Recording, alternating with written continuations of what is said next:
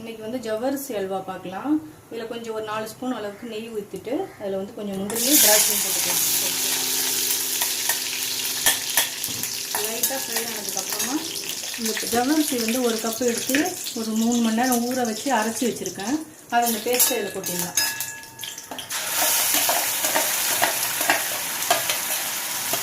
இதை கொட்டி நல்லா கை விடாமல் கலந்துக்கிட்டே இருக்கணும்.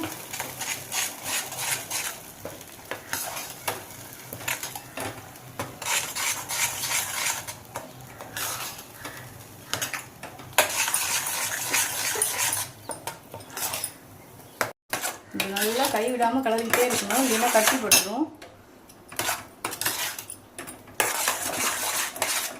இது வந்து ஒரு ஹெல்த்தியான அல்வா ரெசிபி. இது வந்து நல்லா உடம்புக்கு கூலிங்காக கொடுக்கும் ஜவ்வரிசியில் செய்கிறதுனால.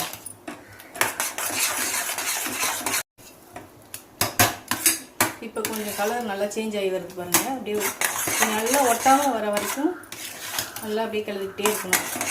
அப்பப்போ லைட்டாக கொஞ்சம் நெய் சேர்த்துக்கலாம். இப்போ இந்த ஸ்டேஜில் ஒரு ஸ்பூன் அளவுக்கு நெய் போட்டுக்கலாம்.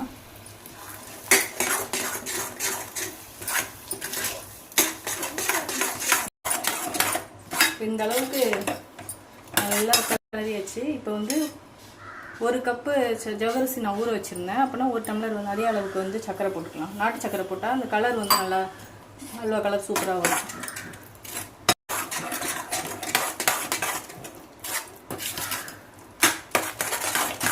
போட்டு நல்லா கையிலாம் கலரிட்டே இருக்கும்.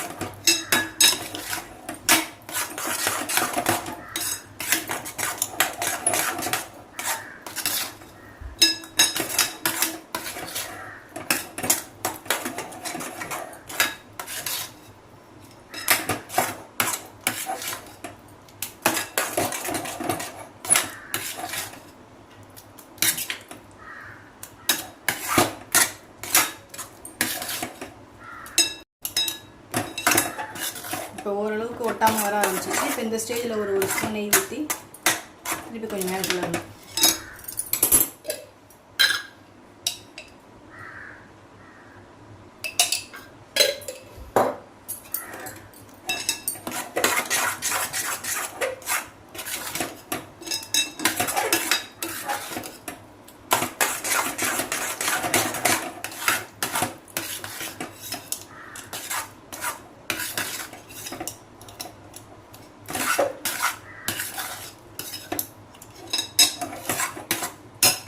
நல்லா சிம்லேயே வச்சு கலரிட்டே இருக்கணும். ஒரு 10 மினிட்ஸில் சூப்பரான அல்வா ரெடி ஆகிடுச்சு. ரொம்ப நாள் டைம் எடுக்காது, ஒரு 10 மினிட்ஸில் செஞ்சிடலாம்.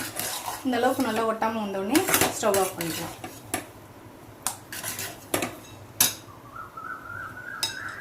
நல்லா ஒரு மாதிரி பபுள் வர ஆரம்பிச்சிச்சு பாருங்கள். இதுதான் நல்லா கரெக்டான ஸ்டேஜ்.